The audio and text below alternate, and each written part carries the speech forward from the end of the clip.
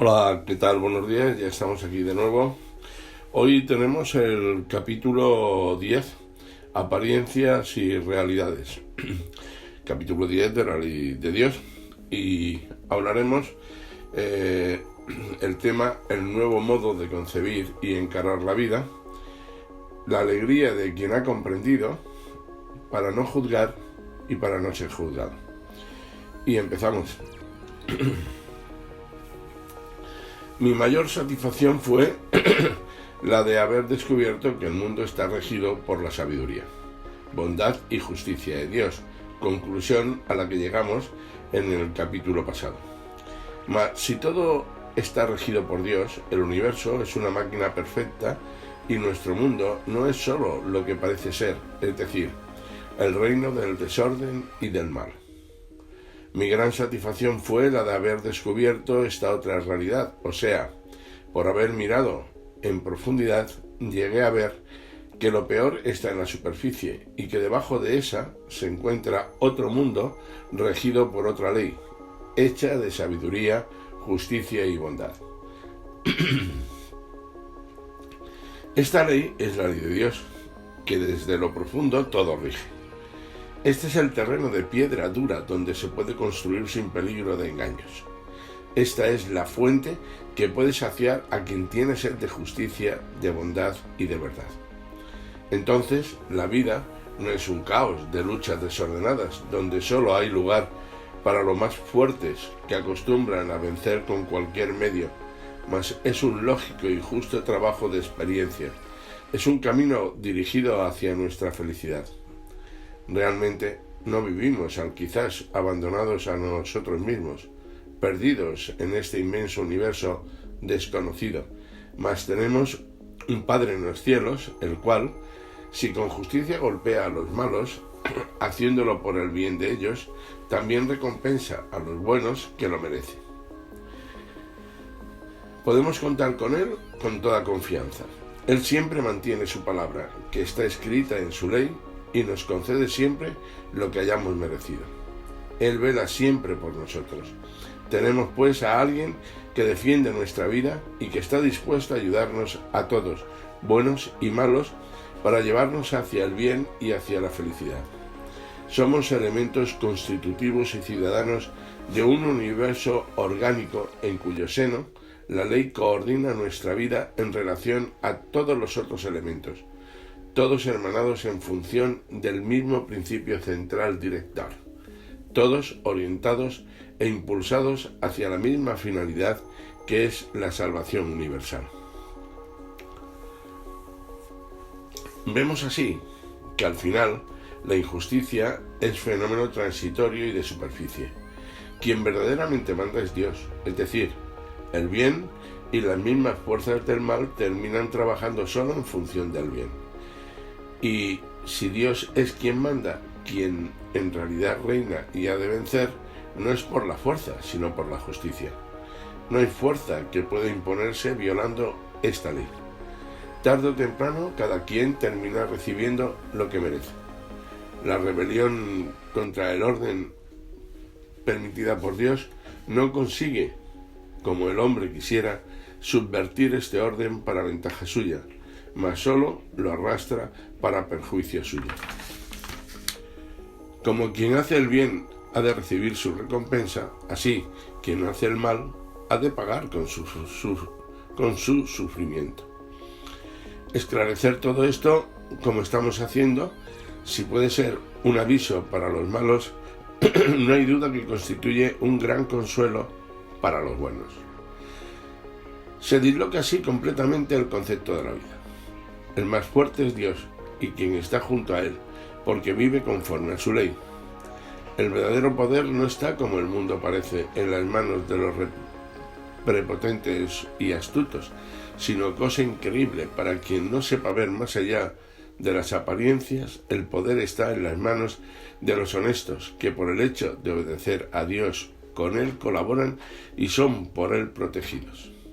Podemos así tener confianza en la vida porque ella es siempre bien dirigida por quien todo lo sabe, aunque ella se encuentre llena de ignorancia. Es muy bien dirigida por la divina bondad, aun cuando seamos malos. es dirigida hacia nuestro bien y felicidad, aun cuando vivamos en el dolor. Cuánta luz y alegría de optimismo puede esparcir alrededor de sí quien ha comprendido todo esto. Y quien se siente alegre no puede renunciar a la satisfacción de comunicar a los demás esta alegría. Por eso, nunca nos cansaremos de explicar estos conceptos, de demostrar y confirmar estas verdades para que los demás tomen parte también de esta fiesta, porque ninguna alegría es completa si no es compartida con los demás. Vamos así, sin querer, explicando cada vez más el contenido de nuestra obra, su objetivo. Nuestra lucha es solo para vencer al mal que inunda el mundo, con las armas de la inteligencia, de la sinceridad y de la bondad. Es para ofrecer gratuitamente el producto que parece faltarle a los demás, es decir, un medio de orientación para aprender a vivir con más inteligencia y menos sufrimientos. Quien ha conseguido comprender todo esto y vive mirando hacia Dios, lo concibe todo de manera diferente. Se torna otro hombre y como si hubiese descubierto otro mundo, en él vive otra vida satisfecha, amplia y poderosa. Cae entonces para él el juego de las ilusiones humanas, en el que tanto creen con una fe imperturbable, y detrás de ellas aparece otra realidad que nos explica la razón por la cual existe y hemos de soportar este juego. En otras palabras, se vive con los ojos abiertos, comprendiendo el motivo por el cual todo sucede. Se vive orientado con respecto a la conducta a seguir y a las finalidades de nuestra vida. Cuando por haber evolucionado cae el velo de la ignorancia que nos impide ver esta otra realidad, entonces se comprende que hacer el mal a los demás creyendo que con esto es posible sacar una ventaja para sí es una locura que no tiene el alcance que nosotros creemos. ¿Que se pueda ganar por este camino? Puede parecer posible, solo a quien está aún sumergido en la ignorancia propia de los niveles inferiores de la evolución. Lo que de hecho sucede es que quien esparce veneno, lo esparce para los demás y para sí también. Así, quien hace el mal, acaba haciéndoselo también a sí mismo. No hay solamente un funcionamiento físico y dinámico, mas hay también un funcionamiento espiritual y moral en el universo, con sus leyes exactas y fatales, como son las leyes del plano físico y dinámico que la ciencia estudia. El universo en que moramos está constituido de tal manera que es un error que se paga caro el de decir que un determinado daño no nos interesa porque no es nuestro. No nos es posible aislarnos de nada en el universo. Queramos o no, estamos hermanados a la fuerza en el mismo mundo, respirando todos una misma atmósfera de fenómenos, sean físicos, dinámicos o espirituales, entrelazados entre sí, de manera que cualquier movimiento hace eco y repercute en todos los sentidos y no se puede detener hasta que no alcance sus últimos efectos. No existe compartimientos monopolizados, divisiones absolutamente trazadas que puedan detener una vibración una vez que ésta sea puesta en movimiento. No es posible construir paredes lo suficientemente fuertes que puedan dividir a seres hechos de la misma vida y sujetos a la misma ley. Paredes que puedan aislar nuestra ventaja de la ventaja de los demás, ni nuestro daño del daño de los demás. Todo termina desembocando en la misma atmósfera, de donde cae la misma lluvia para todos. Es verdad que en la naturaleza existen la prepotencia y el parasitismo, y que la vida los permite y los acepta. Pero, ¿por qué sucede esto? La vida actúa así no para ventaja del vencedor, sino de la víctima, a la cual, por este camino, quiere enseñarla para conquistar para sí, con la lucha, su lugar en el mundo. Así sucede que luego que la víctima haya aprendido la lección bajo los pies del vencedor, lección que éste mismo le ha enseñado con el ejemplo de aquel aplastamiento, ella se rebela y así el esclavo, si pudiera, esclaviza al patrón. Pero, ¿quién fue el que adoctrinó y adiestró a los subordinados mostrándoles este camino? Es así que la prepotencia, hija de la injusticia, da frutos hasta cierto punto y que esa superioridad y predominio duran en cuanto enseña. Esto es lo que de hecho vemos que sucede en el mundo. Lo que sustenta tanta lucha es solamente la anterioridad de la victoria.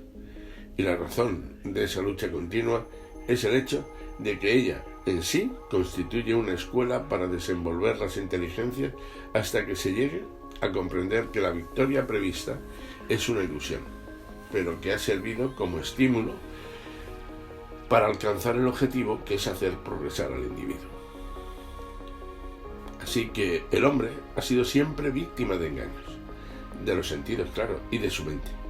Engaños que lo han llevado a erradas interpretaciones de los hechos. Se creyó una vez en la solidez e indestructibilidad de la materia.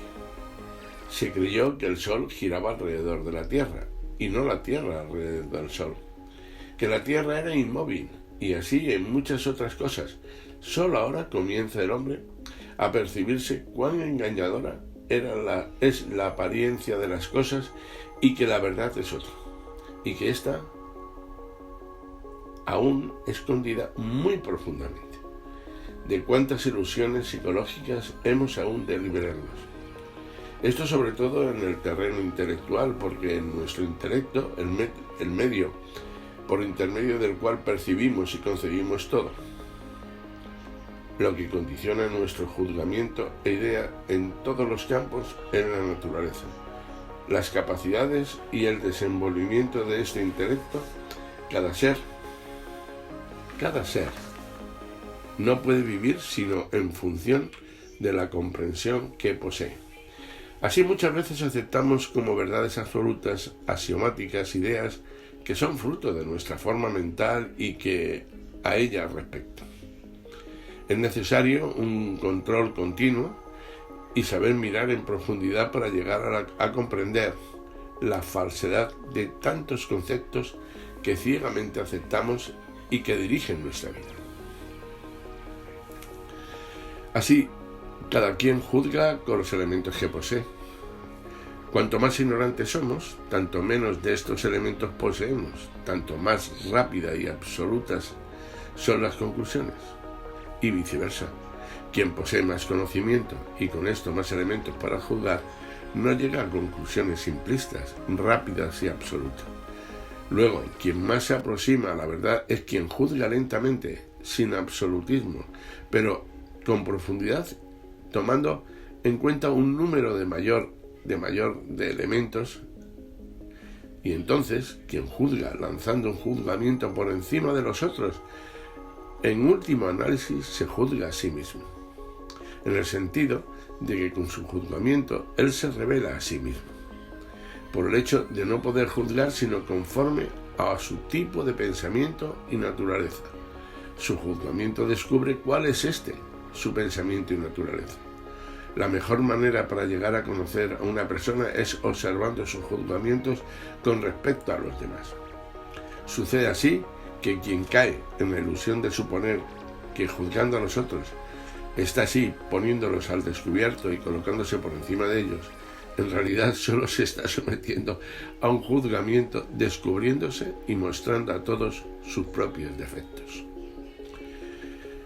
Así que el mundo en que vivimos en realidad es muy diferente a lo que él parece por fuera y que la mayoría cree que sea. Quien hace el mal a los otros se lo hace a sí mismo. Quien juzga está siendo juzgado. A pesar de la tentativa del hombre de invertir la ley de la justicia para ventaja suya, la justicia vence contra él si él lo hubiera merecido. Y así sucesivamente. Esta es una constatación que estamos haciendo, mas a esta altura podríamos preguntarnos ¿cómo es posible todo esto? ¿Cómo sucede este enderezamiento? ¿Cuál es la mecánica del fenómeno? Esto se debe a la ley, cuya presencia nunca nos cansaremos de destacar. Y presencia de la ley quiere decir presencia de la voluntad viva y activa de Dios. El Padre nuestro que está en los cielos no está ausente de nuestro mundo, indiferente a nuestra vida, que súbitamente desaparecería si no fuese sustentada por él, por su viva presencia. Y dentro de esta ley o voluntad de Dios, el hombre es libre de moverse, aunque dentro de los límites marcados. Por eso, dentro de esos límites puede actuar de manera diferente a como manda la ley. Nace entonces cuando el hombre no actúa de manera acorde con la ley, la lucha entre él y Dios, un choque de voluntariedades. Por un lado, la de la criatura rebelde para invertirlo todo, de todos tornarse centro y dueño de lo que sería el caos, la destrucción y la muerte. Y por otro lado, la voluntad de Dios para enderezarlo todo, permaneciendo él como centro y dueño, lo que es el orden, la salvación y la vida. Así que si la voluntad de Dios, escrita en la ley, no rectificase a todo momento el desvío que el hombre trata de realizar hacia afuera del camino cierto, todo acabaría en el desorden. En verdad sería absurdo que la criatura pudiese sustituir al Creador en la dirección de un mundo cuyas leyes profundas escapan a su inteligencia. Si la vida del hombre no fuese dirigida por una mente superior a la de él, como organismo físico, como estructura social, desenvolvimiento histórico, como ascensión espiritual, todo habría fracasado hace mucho tiempo. Si todo lo que se debe a la rebeldía del hombre contra la ley no fuese continuamente corregido y debidamente orientado en la dirección cierta para la salvación final, ¿cómo podría ésta ser alcanzada como tiene absolutamente que ser? Ciertamente no es el hombre el que puede dirigir el navío de la humanidad a través del océano del tiempo. Él está perdido en los pormenores del momento, en sus luchas e intereses particulares. Le falta la visión para orientarse en el camino de los milenios. Así es la ley, trabajando de dentro hacia afuera, de lo profundo hacia la superficie, va supliendo los gastos que en la vida se verifican, enmendando los errores, rectificando los desvíos de la criatura inexperta. Es la voluntad de Dios la que salva todo, no la voluntad del hombre. Es ella la que en la justicia final reequilibra la injusticia del mundo. Es ella la que en su orden reordena el desorden, la que con su inteligencia dirige nuestra ignorancia, la que con su bondad cura y elimina nuestra maldad, la que, educándonos, anula nuestros errores con el sufrimiento, llevándonos hacia la felicidad.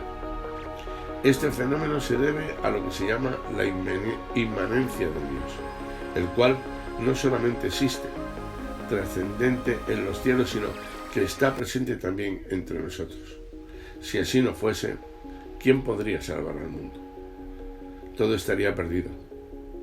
Es la presencia de Él la que impulsa y dirige la evolución, reorganiza el caos, reconstruye el edificio despedazado, retornando todos los elementos a su unidad, el mal al bien, las tinieblas a la luz. A esta altura se irgue con más fuerza aún la pregunta que surgió anteriormente: ¿cómo se verifica este enderezamiento? ¿Cuál es más exactamente la técnica funcional de estos fenómenos? Pues bien, el asunto es vasto y no nos es posible desenvolverlo enteramente ahora. Y lo iremos haciendo en los demás capítulos, que comprenderéis perfectamente y os situará en el camino de la ley. Este es el capítulo de hoy. Y hoy creo que en este capítulo se dice todo, poco hay que aportar. El hombre que quiere realmente invertirlo todo, con arreglo a nuestro parecer y a nuestro ego de dominio, y Dios que lo permite, pero que no lo admite. Me refiero a que lo permite en que nos deja hacer, pero luego después nos corrige con el dolor para entrarnos en el verdadero camino de la ley, porque realmente Él lo que quiere es que nos salvemos y que volvamos a su seno, ya que nos fuimos por ser desobedientes. Aquí os lo dejo.